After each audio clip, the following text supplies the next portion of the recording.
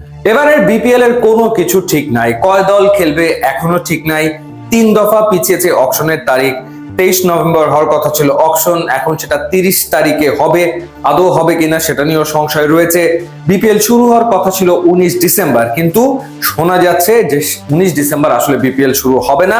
BPL শুরু হতে আরো সপ্তাহ খানেক বা সপ্তাহ দুয়েক দেরি হবে। নতুন যে তথ্য সেটা হলো যে বিপিএল গভর্নিং কাউন্সিল আরো একটা ফ্র্যাঞ্চাইজি যুক্ত করতে চাইছে, অর্থাৎ 11টা প্রতিষ্ঠান অ্যাপ্লাই করেছিল ফ্র্যাঞ্চাইজি পাওয়ার জন্য। যাচাই বাছাই শেষে 5টা প্রতিষ্ঠানকে বেছে নিয়েছিল বিপিএল গভর্নিং কাউন্সিল এবং 5 দল নিয়েই বিপিএল হওয়ার কথা।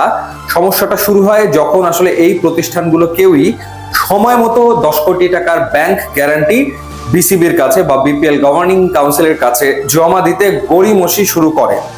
এবং সবশেষ যে খবর সেটা হচ্ছে যে কোনো প্রতিষ্ঠানই আসলে পুরো 10 কোটি টাকার ব্যাংক গ্যারান্টি জমা দেয়নি, প্রত্যেকেই পার্শিয়াল অর্থাৎ আংশিক অংশ জমা দিয়েছে বিপিএল গভর্নিং কাউন্সিলের কাছে।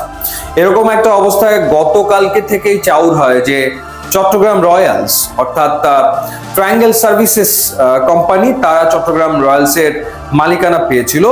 তারা আসলে বিপিএল এ নাও থাকতে পারে, অর্থাৎ বিপিএল গভর্নিং কাউন্সিল তাদেরকে আসলে নাও রাখতে পারে এবং চট্টগ্রামের টিমের মালিকানা বিসিবি নিজেদের কাছে রেখে দেবে। আবার নতুন একটা আপডেট হচ্ছে যে নোয়াখালীকে আনা হচ্ছে বিপিএল এ।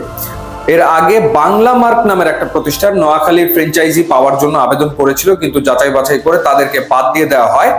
এখন যেটা শোনা যাচ্ছে যে দেশ ট্রাভেলস, যারা আসলে রাজশাহীর ফ্র্যাঞ্চাইজি পাওয়ার জন্য আবেদন করেছিল কিন্তু তারা সেটা পায়নি, তাদেরকে নোয়াখালী টিম দেওয়া হতে পারে 6ষ্ঠ দল হিসেবে এবং নোয়াখালীর নাম হবে নোয়াখালী এক্সপ্রেস। এই হলো নতুন আপডেট। এবং চট্টগ্রামের ব্যাপারে এখনো দ্বিধায় রয়েছে বিপিএল গভর্নিং কাউন্সিল। চট্টগ্রামকে রাখা হতেও পারে আবার নাও রাখা হতে পারে, এক রকমের সিদ্ধান্তহীনতা আছে। পাশাপাশি ফরচুন বরিশালকে ফিরে আসার প্রস্তাব দেওয়া হয়েছে এবং সেটা অফিসিয়ালি না আনঅফিসিয়ালি দেওয়া হয়েছে। অর্থাৎ যেহেতু Fortune Barishal back to back দুবারের বিপিএল চ্যাম্পিয়ন এবং খুবই তারা ভালো অপারেট করেছে দলটাকে, সেই কারণে ফরচুন বরিশালকে আবারও বিপিএল এ আনার প্রস্তাব দেওয়া হয়েছে এবং সেই আলোচনাও নাকি হয়েছে, এমনটাই আসলে একটা সূত্রের মাধ্যমে জানতে পেরেছি। তার মানে যেটা দাঁড়ালো যে এখন পর্যন্ত আসলে কোনো কিছুই দফা রফা করে উঠতে পারেনি বিপিএল গভর্নিং কাউন্সিল, অর্থাৎ দলের সংখ্যা 5 হবে না 6 হবে, চট্টগ্রাম থাকবে কি থাকবে না, নোয়াখালী যুক্ত হবে কি হবে না, বরিশাল ফিরে আসছে কি আসছে না, এরকম এক অবস্থায় খানিকটা অনিশ্চয়তার ভেতরেই রয়েছে বিপিএল এর 12তম আসর। ইউটিউব এবং ইনস্টাগ্রাম লিঙ্ক দেওয়া আছে, আপনারা যোগ দিলে খুবই খুশি হব। And thanks for watching.